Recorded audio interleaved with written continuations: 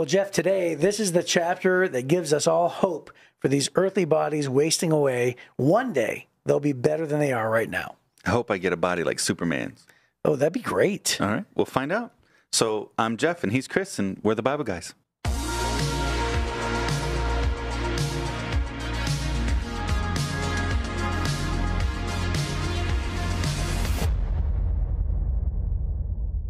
Okay, Chris. Yes. So it's going to be this or that. That's the segment. So yes, so I'm going to give you a choice between one thing or another thing. Yeah, and I haven't read these yet. And you have to decide which is the best. Yes. Right? Go ahead. Okay. Marvel or DC? This could also be a segment of what made Chris mad. Uh-oh. So it is Marvel because Marvel. Almost everything about DC makes Chris mad. Really? Oh, DC's horrific. Wow. Outside even Batman? of... okay, there are exceptions. Okay. I'm just so disappointed in the majority of DC. Okay. Because if you think about it, DC has like the best heroes. They do. They do. They have the best heroes. It was the Justice League growing up, I know, right? I know. And somehow they just can't seem to quite get it right. Right.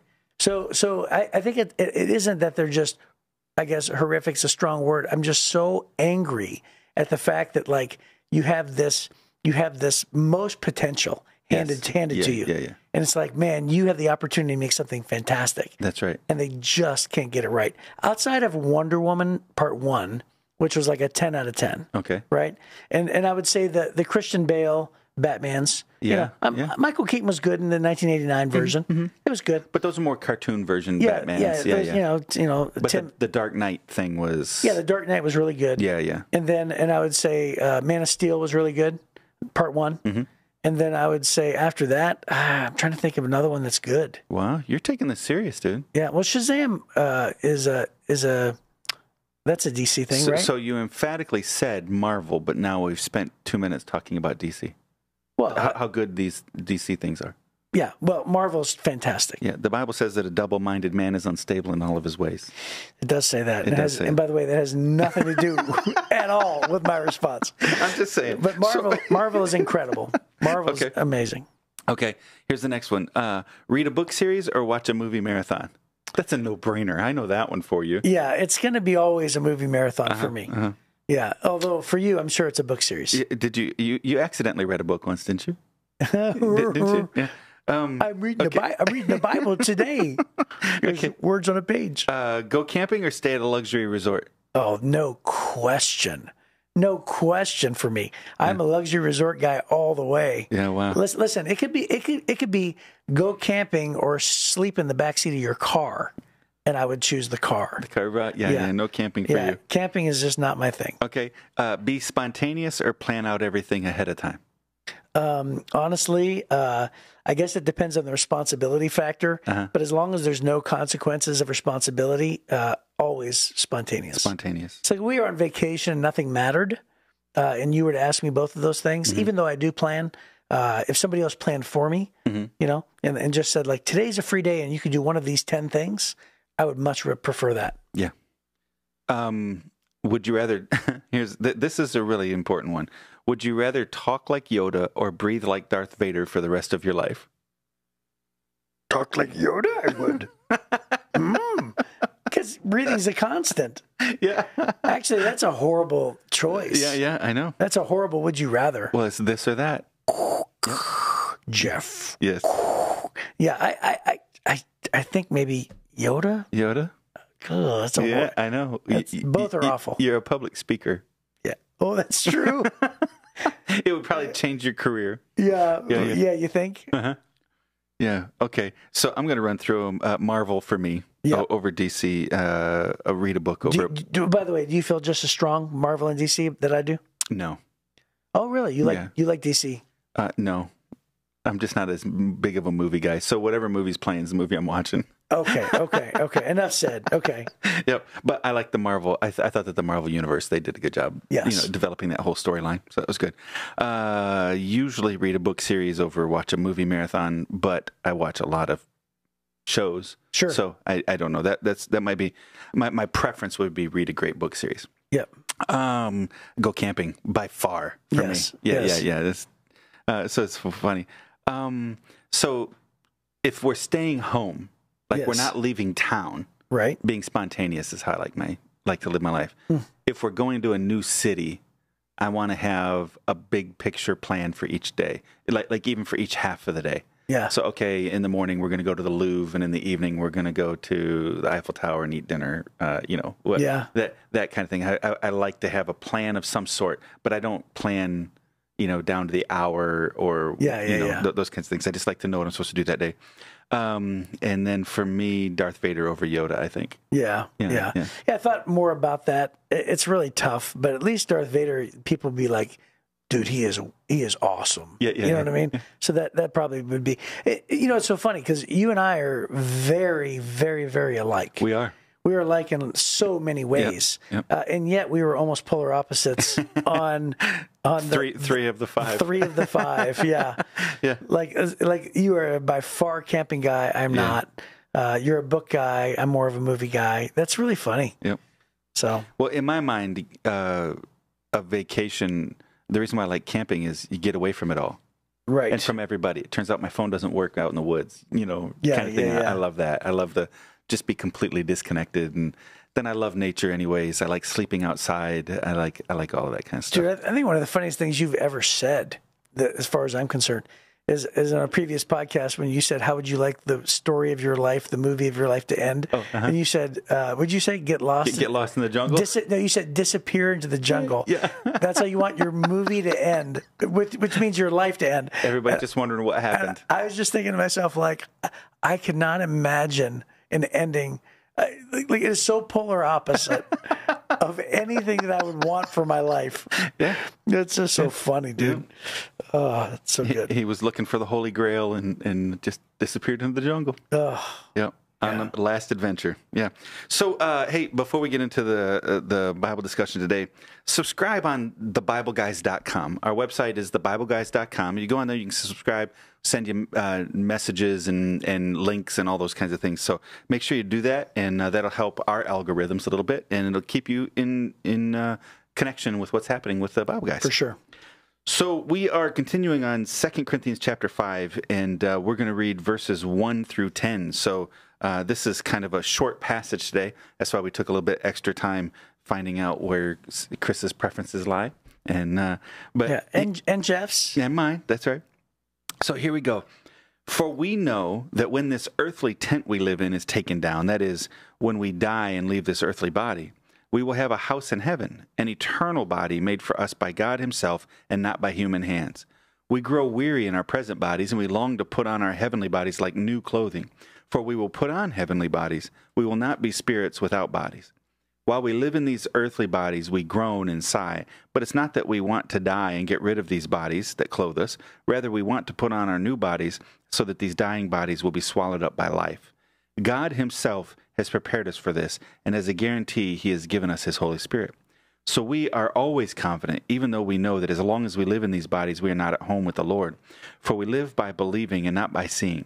Yes, we are fully confident, and we would rather be away from these earthly bodies, for then we will be at home with the Lord.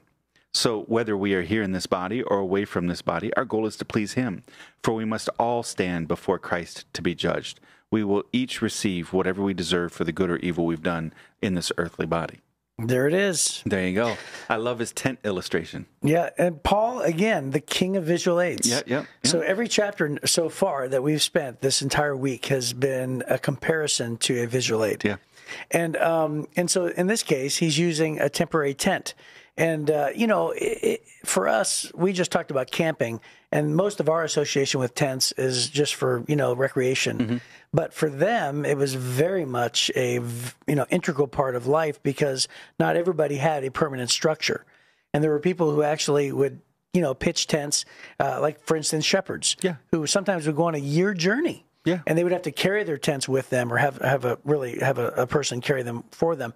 And then they would pitch a tent and then they would, stay there temporarily and then wrap it up and then move on to the next place.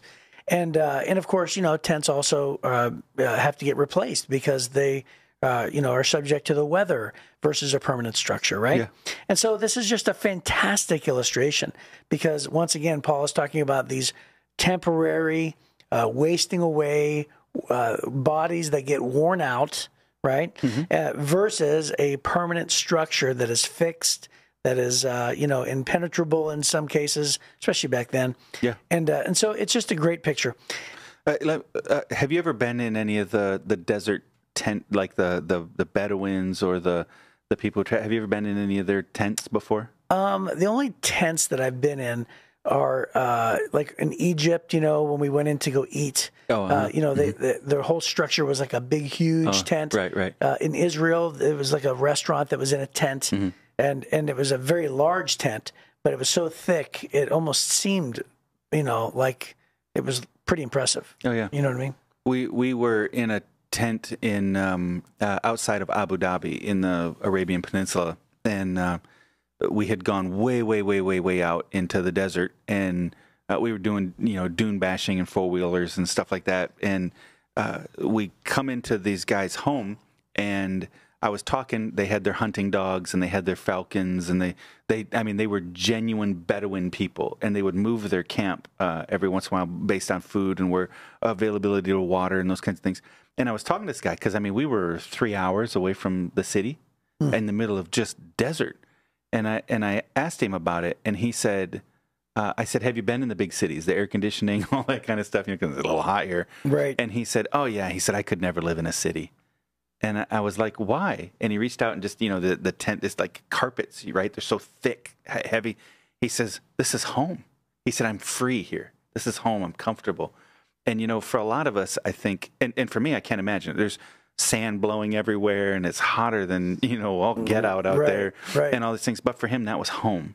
And so he had this comfortability. He couldn't imagine moving somewhere else where he could be more comfortable because this was home. And then he would talk about how soft the city people are versus how strong the people who live outside the city are. Which I have no doubt. Yeah, that's right. And so he wanted to be a strong, free man instead of a soft city man. That was kind of his perspective. And then he took me back, and we got to see his hunting dogs, and he showed me how his falcon hunts, and it was really fabulous how he's living this traditional life still. And then we sat down, we had dinner. It was really incredible. But when I read this passage, isn't it funny? We try so hard to hang on to this body and to this life because it turns out this is the tent we're comfortable in. Right. And Paul is trying to differentiate between this tent that's going to wear out versus these eternal homes that are going to be so glorious, right? And he's trying to send in the message in the previous chapter, right? We're not looking at things that are here because these are soon going to be gone. We're looking into eternity. And he said it's even the same thing with our bodies. This body is eventually going to run out of gas. It's eventually going to wear out, but we're going to step into these new eternal bodies. He's trying to challenge us with this idea. It's going to be so much better on the other side. So it doesn't matter what struggle we go through now for Christ's kingdom. We're going to live for eternity in glorious benefit on the other side of this life. So the only thing we should be doing is using this life for moving the kingdom of God forward. Here. And that's the challenge there is, man, if you could just imagine how great it's going to be. We don't live by sight, we live by faith. Yeah, and it's also important to recognize that Paul was writing to a group of people who were indoctrinated. The Greeks didn't believe in resurrected bodies. That's right. They didn't believe in that. They believed that actually that the soul was being sort of trapped, and then when the bodies died, the soul was just let free, and that was the end of it. But Paul was actually explaining something, by the way, that was beyond his knowledge. Yeah. So he's writing about something that is to come that, that was not taught by Jesus that we know of. Right. It was not talked about. It was being revealed to Paul by God, this illumination of him just sort of letting us know that, hey, here's what's going to happen in the future. We're going to have resurrected bodies or permanent bodies, right? When we get to heaven. So that illustration, that idea of, oh, I would rather live in this tent because it's what I'm comfortable with. I think we get the same way that we start to think that this planet, this world is home, and it is the point without an idea of the resurrection in the future. And I have a sense that it's kind of like there was a little while, my wife's grandmother gave Bonnie and I a Toyota Tercel. And it was like a 1995 Toyota Tercel. Basically, it was a go-kart on, with windows. That's what it was. It was something else. And I can only imagine, no, this is the car I want to drive for the rest of my life because it's the one I'm comfortable with when there's a brand new Mercedes available to us.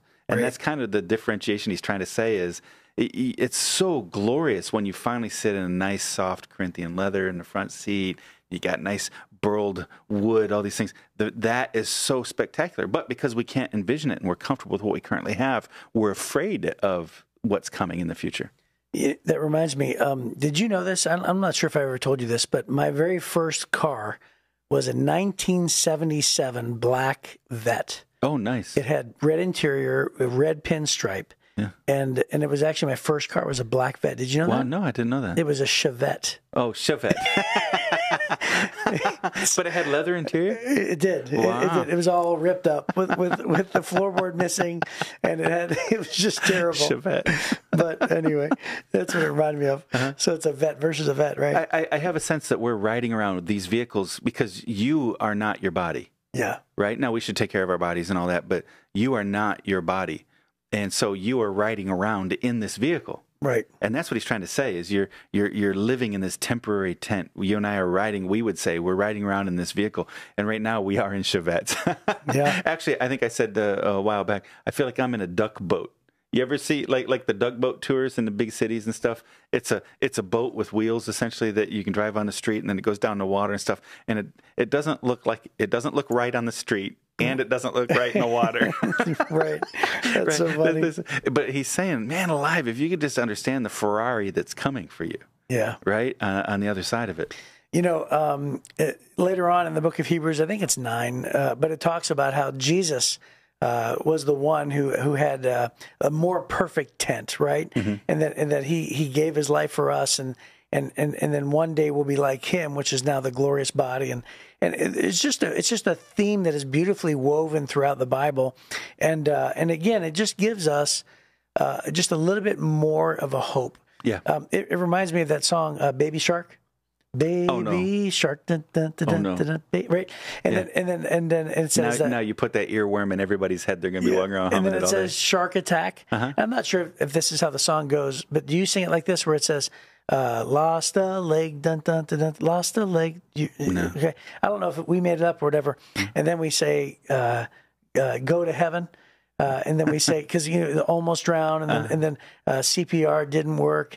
And then we say, go to heaven. And then we say, get leg back, back.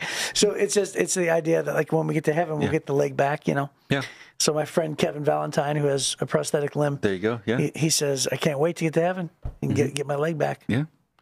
So then Paul goes on and he reminds us that we're not going to be ghosts, right? We're actually going to have perfect physical bodies. We're not ghosts. I think that it's important for Christians. Sometimes we get caught up watching, TV and whatever. We start believing in ghosts and all these kinds of things. So he says here to be absent from the body is present with the Lord. That's what he says, right? So yep.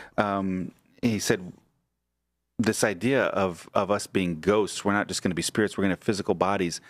That's true for believers and unbelievers, both.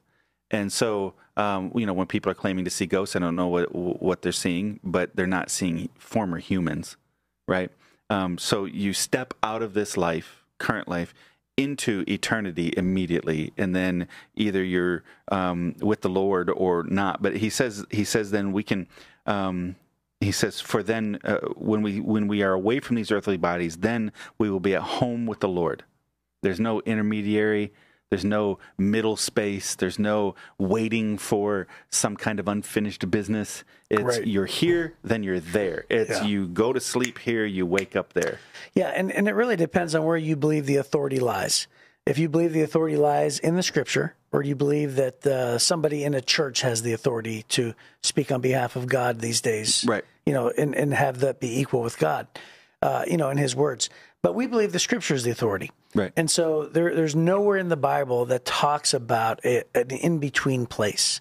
There's nowhere in the Bible that talks about either a purgatory or like a waiting room or anything like that. There's nothing like that. In this case, to be absent from the body is to be present with the Lord. It's a really comforting thought. Right. To know that we'll go to sleep and wake up. It's sort of like after a surgery. Did you ever have a surgery where you were knocked out? Yeah. Oh, yeah. It's just it's coming, right? And it's like, people are fearful of surgery. And when you really realize, like, how could you be fearful of surgery? I could be fearful of the recovery. Right. Right? Yeah. But not the surgery. Right. because I've had 2 meniscus surgeries on my knee, and Count backwards from 10. 10, 9. right, yeah, and that's the way it is. And you're like 10, 9, and all of a sudden you're like, oh, how'd it go, doc? Yeah. And that's your surgery experience. That part is not scary. Right. It's the pain and the recovery afterwards. Well, in this case, you pass away and then you wake up with Jesus. It's like, well, geez, that experience is going to sort of be like that. Yeah. And that's what he's trying to say is he said, when you really get a real eternal perspective, then he said, we'd rather be away from these earthly bodies, for then we'll be at home with the Lord. So whether we're here in this body or away from this body, our goal is to please him, because we must all stand before Christ to be judged. Yeah, well, that's a whole other sermon altogether right there. Absolutely. Yeah. So we live for him because we're going to give account for our life. Right. Right. Well, I think that's really great. I think that's a good place to end. What do you think? I think so too. Yeah. So we will see you tomorrow as we talk about being ambassadors for the country of God. And we'll see you then on the Bible Guys.